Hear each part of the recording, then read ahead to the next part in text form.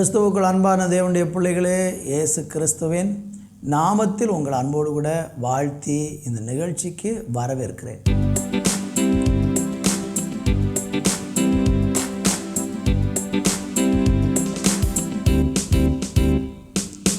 கண்மலையானவரே, என்னை காக்கும் தெய்வம் நீரே.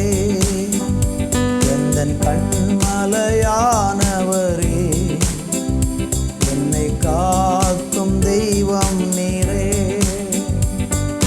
வல்லமை மாட்சிமை நிறைந்தவரே, மகிமைக்கு பாத்திரரே.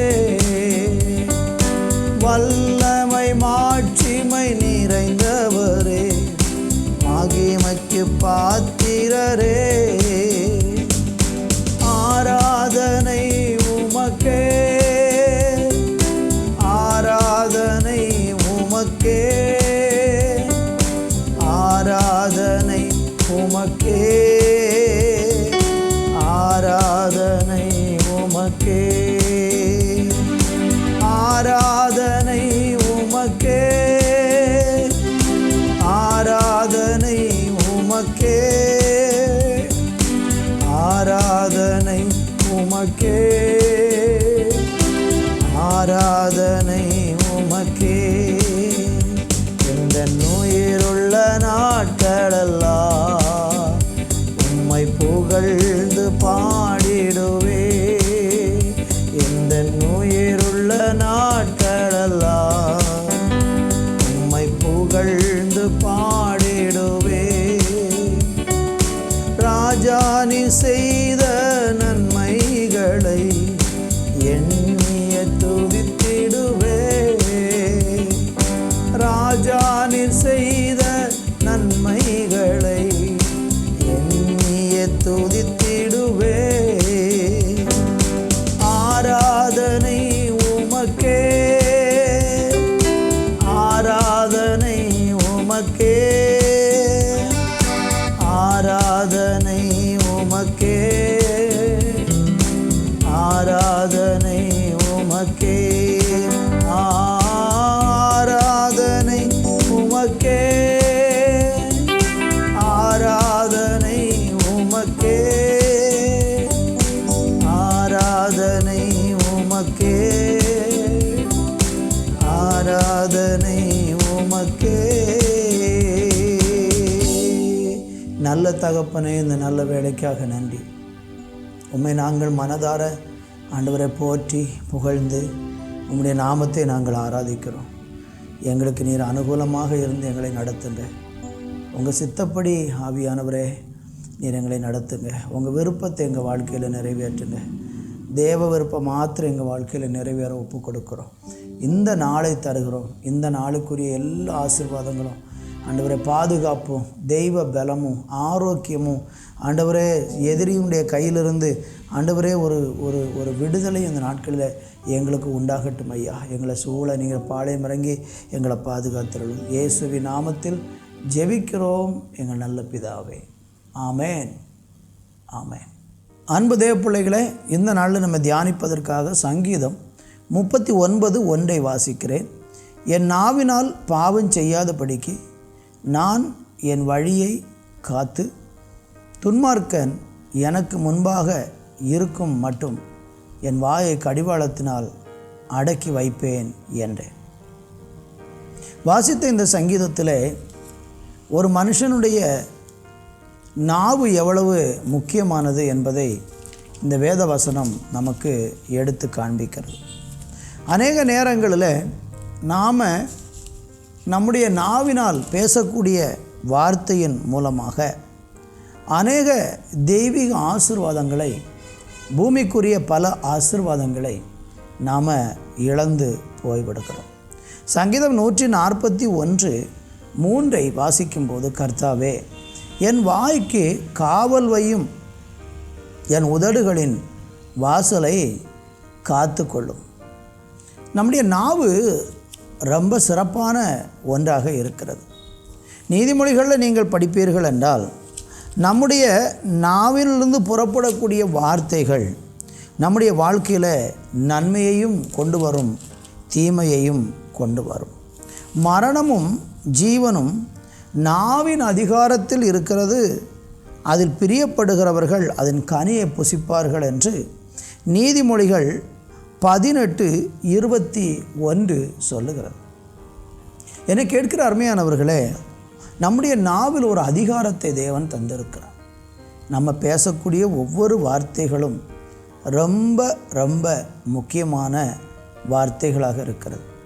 அநேக நேரங்களில் நம்ம சும்மா வாய்க்கு வந்ததெல்லாம் பேசி இப்படி நம்முடைய நாவை தவறான காரியங்களுக்காக மற்றவர்களை சபிப்பதற்கும் அல்லது அசுத்தமான வார்த்தைகளை பேசுவதற்கும், பொய்யான காரியங்களை நாம் பேசுவதற்கும், இன்னும் சொல்லப்போனால் நம்முடைய நாவினாலே அநேக நேரம் நாம் செய்யக்கூடிய அந்த பாவம் என்பது பெரிய விளைவுகளையும் பாதிப்புகளையும் நம்ம வாழ்க்கையில் கொண்டு வருகிறது.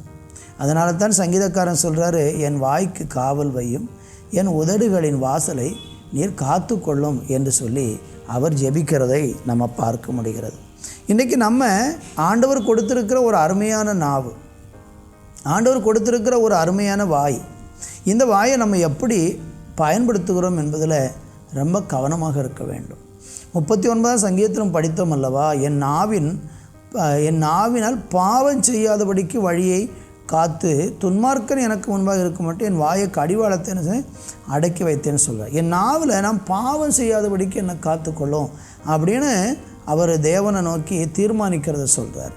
என்னை கேட்டுக்கொண்டிருக்கிற அருமையானவர்களே, நம்ம பேசக்கூடிய ஒவ்வொரு வார்த்தையும் நம்ம வாழ்க்கையில் பலவிதமான ஆசீர்வாதத்திற்கு வழி வகுக்கிறது, மறுபுறத்தில் நம்முடைய வாழ்க்கையில் வரவேண்டிய ஆசீர்வாதத்தையும் கெடுத்தும் போடுகிறது.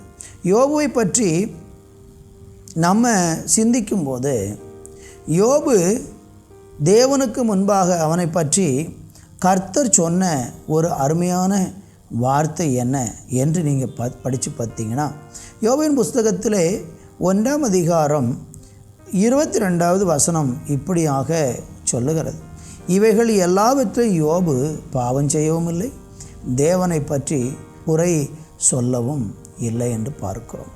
அருமையானவர்களே, நம்முடைய நாவிலிருந்து என்ன புறப்படுகிறது என்பதை தேவனும் கவனித்து கொண்டிருக்கிறார், சாத்தானும் கவனித்து கொண்டு இருக்கிறான். அதில் 2ஆம் அதிகாரம் 10வது வசனம் சொல்லுகிறது, அதற்கு அவன், நீ பைத்தியக்காரி போல பேசுகிறாய், தேவன் கையில் நன்மையை பெற்ற நாம் தீமையை பெற வேண்டாமோ என்றான். இவர்கள் எல்லாவற்றிலும் யோபு தன் உதடுகளினால் பாவம் செய்யவில்லை. நம்ம படித்தோம் அல்லவா, நான் உதடுகளினால் பாவம் செய்யாதபடிக்கு துன்மார்க்கர் எனக்கு முன்பாக இருக்க மட்டும் என் நாவை நான் கடிவாளத்தினால் கட்டி வைத்திருக்கிறேன்னு சங்கீதக்காரன் சொன்னது போல், யோபுவும் தன்னுடைய நாவை ரொம்ப பத்திரமாக பயன்படுத்துகிற ஒரு மனுஷனாக இருந்தான். அதனால் என்ன நன்மை கிடைத்தது என்று நீங்கள் யோசித்து பார்த்தீங்கன்னா, அவன் வாழ்க்கையில் இழந்து போன நிறைய இழப்புகளை திரும்ப பெறுவதற்கு ஆண்டவர் அவனுக்கு உதவி செய்தார். 2வது, தேவனுக்கு முன்பாக அவன் ஒரு குற்றமற்ற மனுஷனாக கருதப்பட்டார், தேவனால் சாட்சியும் பெற்றார். நம்முடைய வாயிலிருந்து மற்றவர்களை சபிக்கவும், மற்றவர்களுக்கு விரோதமாக தீமையானதை பேசவும், இன்னும் நம்மளை குறித்தே நாம் சில நேரம் சொல்லக்கூடிய வார்த்தைகள் தேவனை ரொம்ப வேதனைப்படுத்துகிறது. இந்த நாட்களில் நீங்களும் நானும் ஒரு தீர்மானம் எடுக்கணும். இந்த நாவு ஆசீர்வாதத்திற்காக பயன்படுத்தப்பட வேண்டும். அப்போஸ்தலனாகிய பவுல் தன் நிருபத்தில் சொல்லும்போது சொல்கிறாரு, நம்முடைய வார்த்தைகள் உப்பினால் சாரமேற்றப்பட்டதாக இருக்க வேண்டும் என்று சொல்கிறார். நம்முடைய வாயிலிருந்து ஸ்தோத்திரம்தான் புறப்படுமே தவிர தேவையில்லாத வார்த்தைகளை நம்ம பயன்படுத்தி ஆயுள் சக்கரத்திற்கு தீ கொளுத்தி போடாதீர்கள் என்று யாக்கோபும் தன்னுடைய அதிகாரத்தில் சொல்லியிருக்கிறார். இந்த நாளில் நீங்களும் நானும் ஒரு பெரிய தெய்வீக ஆசீர்வாதத்தை சுதந்திரித்துக் கொள்வதற்கு நம்முடைய நாவு காக்கப்பட வேண்டியது அவசியம். நாவை ஆண்டவருடைய கரத்தில் ஒப்புக்கொடுங்கள். ஏசாயாவை பற்றி 6ஆம் அதிகாரத்தில் நீங்கள் படித்தீங்கன்னா அவன் சொல்லுகிறான், நான் அசுத்த உதடுள்ள மனுஷன், அசுத்த உதடுகள் உள்ளவர்கள் நடுவில் வாசம் பண்ணுகிறேன் என்று அவன் சொன்னான். அவனுடைய நாவை தேவன் தொட்டார் என்று நம்ம அங்கே பார்க்க முடியும். நம்முடைய நாவில் தேவனுடைய வல்லமை இறங்கி நம்முடைய நாவை பரிசுத்தப்படுத்தட்டும். ஒருவேளை யாருக்கு விரோதமாக நீங்கள் பேசியிருந்தாலோ, அல்லது யாரையாகிலும் சபிச்சிருந்தாலோ, அல்லது தேவனுக்கு விரோதமாக நீங்கள் முறுமுறுத்திருந்தாலோ, இன்றைக்கு மன்னிப்பு கேளுங்கள். மனம் திரும்புங்கள். உங்கள் நாவிலிருந்து ஆசீர்வாதம் புறப்படட்டும். நீங்கள் பேசுகிற வார்த்தையின் மூலம் நீங்கள் ஆசீர்வதிக்கப்படுவீர்களாக. உங்கள் கணவரை, உங்கள் மனைவியை, உங்கள் பிள்ளைகளை சபித்து தீமையான வார்த்தைகளை பேசாதபடி நாவை காத்து கொள்ளுங்கள். அதன் மூலம் ஒரு நிறைவான நன்மையை கர்த்தர் உங்களுக்கு தர ஆசைப்படுகிறார். நல்ல தகப்பனே, உங்கள் பிள்ளைகள் ஒவ்வொருவருக்காக ஜெபிக்கிறேன். நாங்கள் எங்களுடைய நாவை இந்த நாட்களில் காத்து கொண்டு தேவனால் வருகிற நன்மையான ஆசீர்வாதங்களை சுதந்திரிக்க உதவி செய்யும். எங்கள் நாவிலிருந்து பாவம் புறப்படாதபடி காத்துக்கொள்ளும். இயேசுவின் நாமத்தில் பிதாவே, ஆமென், ஆமென்.